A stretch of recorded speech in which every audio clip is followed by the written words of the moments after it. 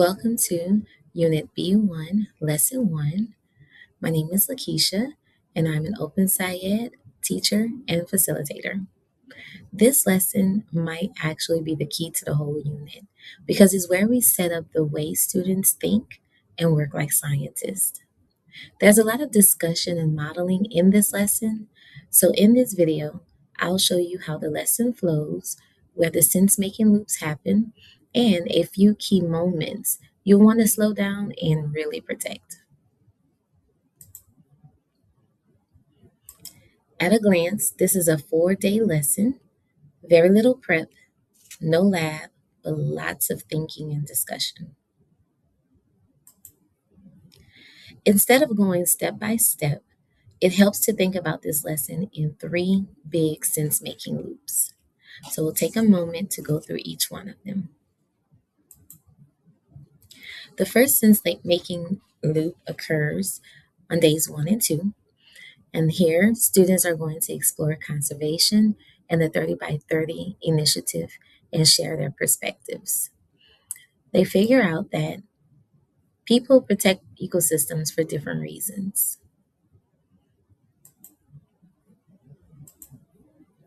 The next sense-making loop takes place on days 2 and 3. And here, students are going to create and revise ecosystem models using evidence. They figure out that ecosystems are interacting systems and models improve with evidence.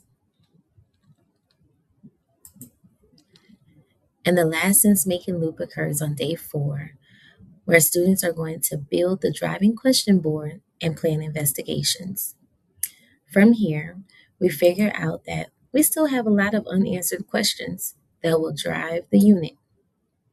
So each sense-making loop feeds the next. That loop of experience, model, revise, and question is the engine of the lesson. So the lesson naturally cycles through sense-making. What we figure out, we can see here that over those 4 days, a learning progression occurs. And so we notice that there is no vocabulary or facts. It's shifts in thinking. And so on day 1, students learn that conservation has multiple perspectives. On day 2, we figure out that ecosystems are systems. On day 3, we figure out that models improve with evidence. And on day 4, we figure out that questions are going to guide our learning. Now let's look at a few key moments that really make or break this lesson. These are the places where your facilitation matters most. The first key moment takes place on part 1, where we investigate the 30 by 30 initiative. This is the anchoring phenomena. So it can be very tempting to explain conservation or define terms here, but try hard not to. Let your students notice and wonder first, and that curiosity is what's going to fuel everything else. If we explain too early, we shut down the loop before it actually starts. The next key moment takes place at part 4, which is our initial ideas discussion. And here our students are going to share their conservation criteria. This moment is short, but is very important. You're building the classroom culture where multiple ideas are valuable and they're also very visible. So we don't want to rush to agreement. Disagreement creates the need to model and investigate. Here you may see a lot of tension that's occurring, and that tension is going to be productive, so it's okay. The next key moment occurs at part A, where we develop initial models. And so this is one of the biggest sense-making moments in the lesson. Here, students are going to build their first ecosystem models using evidence. And I'd like to take a moment to thank my colleague, Katie, for these beautiful student examples of their initial models. And here we can see that students use their evidence from the conservation profiles to develop these models and to explain how the ecosystem works and why humans care to protect it. So if we fix their models here, we break the revision loop. So it's very important to just capture the students' thinkings, and students are going to be able to revise later. The next key moment occurs at part 12, where there's a gallery walk. And this is where learning really accelerates. So students are going to compare models and revise their own thinking. This step is critical because students are going to most often learn more from this than any direct teaching that could occur. So, as you facilitate the gallery walk, you want to ask questions like, what did you notice? Or what changed your thinking? You want to let the revision do the talking, and you want to let revision do the teaching.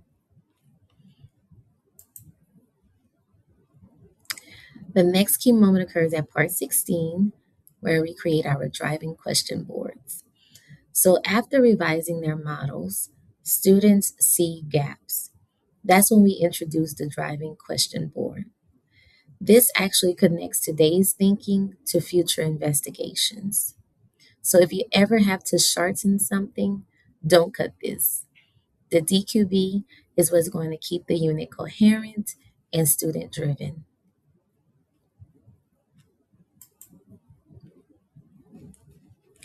And the last key moment occurs at part 17 with ideas for investigation.